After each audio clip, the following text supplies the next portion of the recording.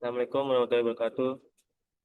Di sini saya akan menjelaskan ya, tugas kelompok dari Distesting Fake News in Solid Media Network. Ini anggota tim saya. Di sini terdiri ada saya sendiri dan Yulis Loren. Tujuan penelitian pertama, mengembangkan solusi deteksi berita palsu yang sederhana dan dapat digunakan oleh menggunakan biasa. Mendeteksi fake news berdasarkan fitur permukaan dari berita. Solusi yang diajukan ya membangun ekstensi browser atau tool mendeteksi berita palsu. Menggunakan fitur-fitur sederhana seperti panjang judul, tanda baca, huruf kapital, dan box rate sesuai dengan isi judul. Data dan metode. Pertama, sumber data ya terdiri dari Facebook, Reddit, Forex. Kedua, interaksi itu dilakukan dengan Python. Model diuji dengan software WK. Algoritma yang digunakannya adalah logistik regression, if-based, Bayes net, dan random tree. Nah, kesimpulan eksperimen ini. Nah, apa itu kesimpulan eksperimen? Terdiri dari logistik regresi adalah mode terbaik untuk deteksi fake news. Akuransi pada tinggi dengan fitur sederhana. Solusi dapat diimplementasikan dalam read time sebagai ekstensi browser. Kekuat, Kekuatan dan kelemahan. Nah, kekuatannya ada terdiri tiga, yaitu yang pertama pendekatan sederhana, tidak membutuhkan deep learning kompleks. Tiga, dapat digunakan real time.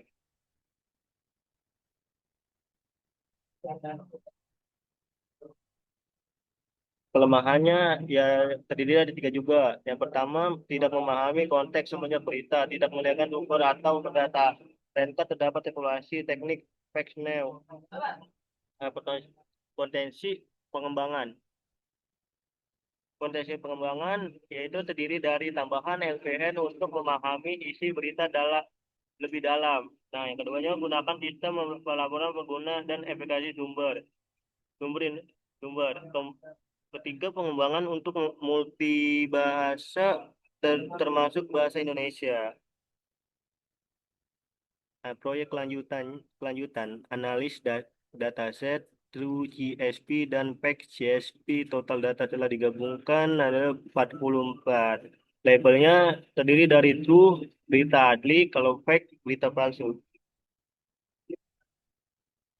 Roach dan Aus score. Roach sangat baik, kalau Aus Aus score mendekati 1,10, membuktikan, dan ketiga membuktikan kemampuan evaluasi tertinggi.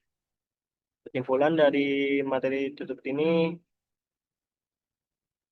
dari kesimpulan akhir hal ini, fitur sederhana seperti panjang judul, tanda baca, huruf kapital sangat efektif. Logistik regression mampu mendapatkan fake news hingga 95% atau terdiri dari 99,4% akurat. Pendekatan ringan, cepat, dan dibahasa implementasikan secara luas. Kemudian dari kelompok saya, dikata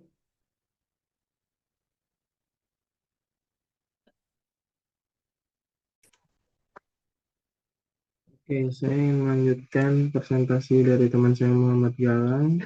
Saya ingin menampilkan hasil dari analisis kami menggunakan Google Colab. Oke, untuk yang pertama dari data true-nya, yaitu untuk data true-nya setelah kami upload, data true-nya itu memiliki jumlah data 21.417 dengan kolom indeks berisikan tentang title, text, subject, date, dan data type-nya objek. Oke, untuk distribusi panjang judulnya, ada frekuensi dan jumlah karakter. Untuk data true bisa dilihat pada contohnya yang digambar. Dan data panjang isi beritanya, rata-rata panjang judul dari data true itu 64,6678. dengan data nama, titel, data type, dan objek.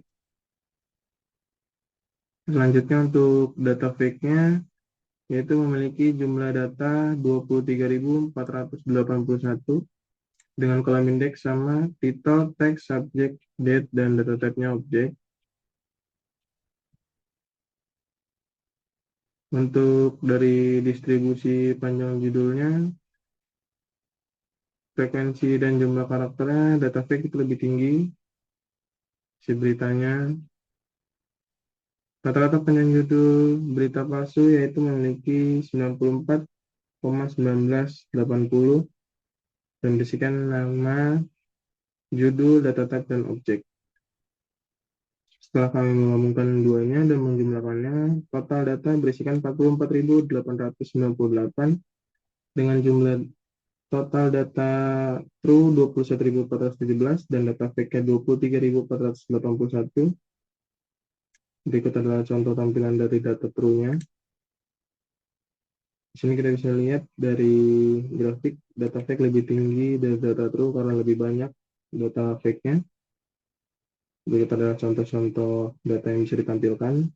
Dari title, label, title like, has question, has explaining, dan capital ratio-nya.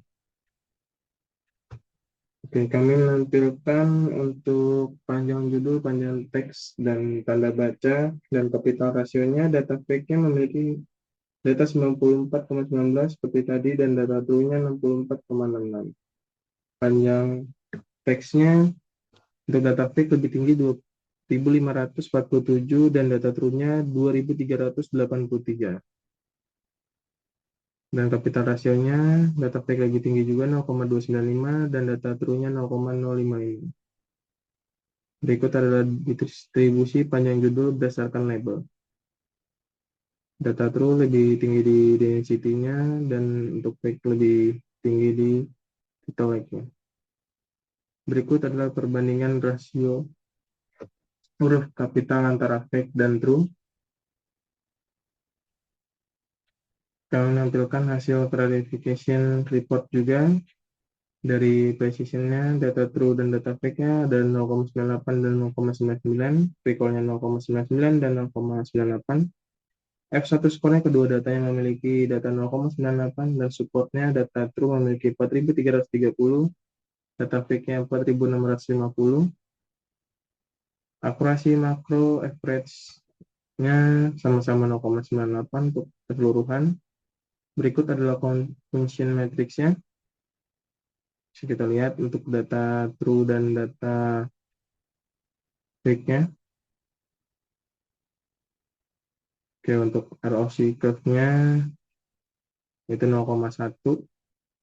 Sorry, maksudnya 1.0. Dan